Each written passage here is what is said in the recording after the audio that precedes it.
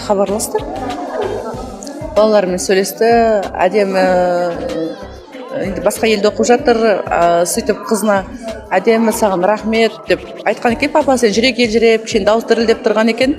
Әдемі папа не үшін рахмет айтып жатсыз? Сіз менің папа әкемсіз ғой, папамсыз ғой.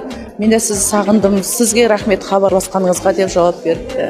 Алайда Қабатов әлеуметтік желіде бұғатталмағанын айтып ақталды. Өзі болмаса енді кім деген сұрақ мөлдірді мазалайды. Папасының да енді жүрегі өте кең адам ғой негізі. Уақытша қателік. Енді дәл сол уақытта енді өзін айттың ғой, телефондары блокқа кеткен деп.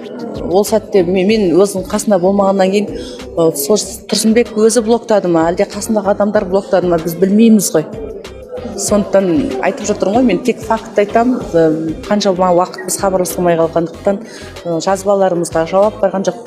Бірақ галочка дейді ғой, сондай ғана барып тұрды.